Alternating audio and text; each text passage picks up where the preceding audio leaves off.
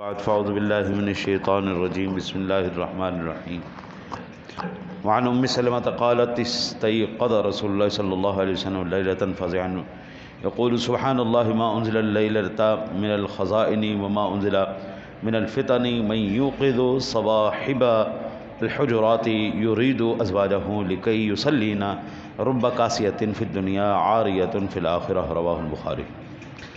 حضرت ام سلمہ رضی اللہ تعالی عنہا فرماتی ہیں کہ ایک رات حضور نبی اکرم صلی اللہ علیہ وسلم گھبرائے ہوئے بیدار ہوئے کہ فرماتے ہیں سبحان اللہ، اس رات کتنے خزانے اتر رہے ہیں اور کتنے فتنے نازل ہو رہے ہیں، ان حجرے والیوں کو کون اٹھائے، یعنی آپ کی ازواج مطہرات کو، کہ نماز پڑھ لیں، بہت سی دنیا میں ڈھکی ہوئی آخرت میں ننگی ہوں گی۔ بخاری شریف، امام بخاری نے اس روایت کو نقل کیا۔ اب میرے آقا نبی اکرم صلی اللہ علیہ وسلم کی نگاہ میں ایک ہی رات میں رحمتیں اترتی بھی دیکھیں، ایک ہی رات میں فتنے اترتے بھی دیکھیں۔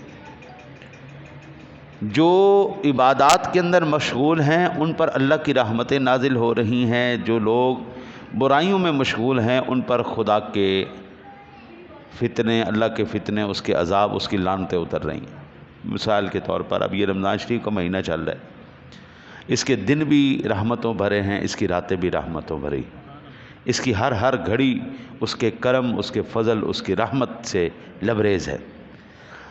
اس مہینے میں بھی کسی نے ٹک ٹاکس کی جان نہیں نہ چھوڑی، فیس بک کی جان نہیں چھوڑی، یوٹیوب کی جان نہیں چھوڑی، تو اب ایمان سے بتائے اس پر اللہ کی رحمت اترے گی یا اس اللہ کا غضب اترے گا؟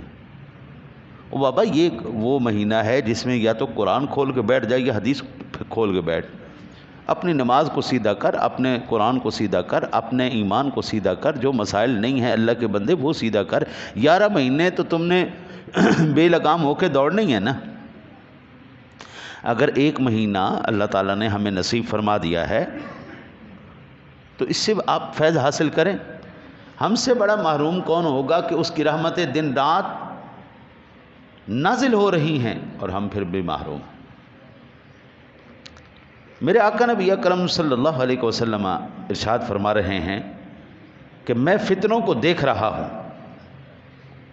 اس سے مراد مشاجرات صحابہ بھی ہیں، اس سے مراد ہماری دین سے دوری بھی ہے۔ آج جتنے بھی فتنے نازل ہوتے ہیں وہ سیٹلائٹ کے ذریعے ہوتے ہیں۔ ہمارے جتنے بھی فون ہیں وہ سارے ٹاوروں کے ساتھ، اور ٹاور سارے سیٹلائٹ کے ساتھ کنیکٹڈ ہوتے ہیں جناب، تو اوپر سے یہ فتنے آ رہے ہیں۔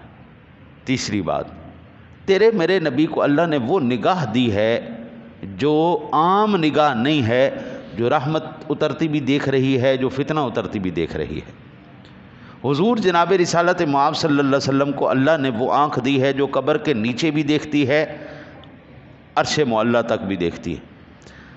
بخاری شریف کی غالباً حدیث پاک ہے، کریم آقا جی علیہ الصلوۃ والسلام 2 لوگوں کی قبروں پر گئے تو حضور نے جب ان قبروں کی طرف دیکھا تو آپ نے فرمایا ان دونوں پر قبر میں عذاب ہو رہا۔ نگاہ مصطفیٰ تھی نا، عذاب ہو رہا ہے۔ یا رسول اللہ، کیا آپ دیکھ رہے ہیں؟ فرمایا ہاں مجھے یہ بھی پتہ ہے ان کو عذاب ہو کیوں رہا ہے، کس وجہ سے عذاب ہو رہا ہے۔ یا رسول اللہ کیا وجہ ہے؟ فرمایا ایک پیشاب کے چھینٹوں سے نہیں بچتا تھا، پیشاب کیا، کوئی صحیح استنجا نہیں کیا، کوئی صحیح طہارت نہیں کیا، میں بس جلدی اٹھا، یہ چھینٹے ایسی جگہ پیشاب کیا جس کے اڑ کے چھینٹے کپڑوں کے اوپر آئیں، کپڑے جو ہے نا جی ناپاک ہو جائیں۔ یہ ایک بندہ اس بات کا خیال نہیں رکھتا تھا، دوسرا چغل خور تھا، چغلی کرتا تھا۔ حضور کو یہ بھی پتہ ہے کس کو کہاں پہ کیا عذاب ہو رہا ہے، اس کی وجہ کیا ہے، سبب۔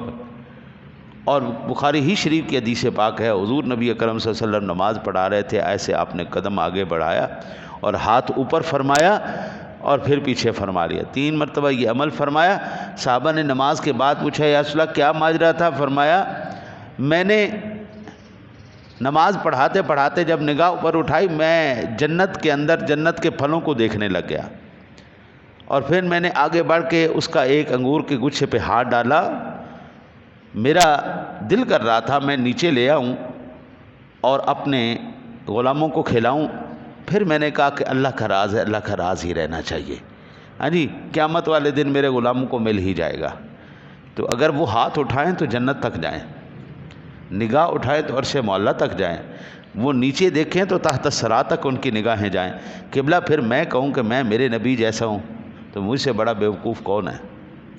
پھر حضور نبی اکرم صلی اللہ علیہ وسلم کی جو آپ نے یہ ارشاد فرمایا ان حجرے والیوں کو کون اٹھائے، تو آپ کی اتنی آواز تھی کہ آپ کے ازواج مطہرات اٹھ گئیں۔ یہاں سے یہ بھی پتہ چلا کہ اپنی بیوی کو تہجد کی نماز کے لیے، فجر کی نماز کے لیے اٹھانا بھی سنت مصطفیٰ ہے۔ جہاں پر آپ اٹھے وہاں پر اپنی ازواج کو بھی اٹھایا کریں۔ اور جو آخری حدیث پاک کے الفاظ میرے آقا جی نے ارشاد فرمایا، رب قاسیۃ فی الدنیا وعاریۃ فی الآخرہ، بہت سی عورتیں ایسی ہیں جو دنیا کے اندر تو با لباس ہوں گی لیکن آخرت میں بے لباس ہوں۔ حضور اس دنیا کا لباس کون سا ہے؟ بوسکی کا سوٹ، لٹھے کا سوٹ، کھدر دا سوٹ، ہاں جی، کاٹن دا سوٹ، یہ ہے۔ آخرت کا لباس کون سا ہے جی؟ آخرت کا لباس ہے اعمال، اعمال، یہ عبادات۔ اگر عبادات ہیں تو بابا پھر خوشی ہو، مبارک ہو، آپ کل حشر والے دن ننگے نہیں ہوں گے۔ اور اگر یہ اعمال نہیں نہ پلے تو پھر بابو لمحہ فکریہ ہے کہ کل حشر والے دن ہمارا حشر کیا ہوگا۔ اللہ سے دعا ہے اللہ آپ کو مجھے عمل کی توفیق عطا فرمائے۔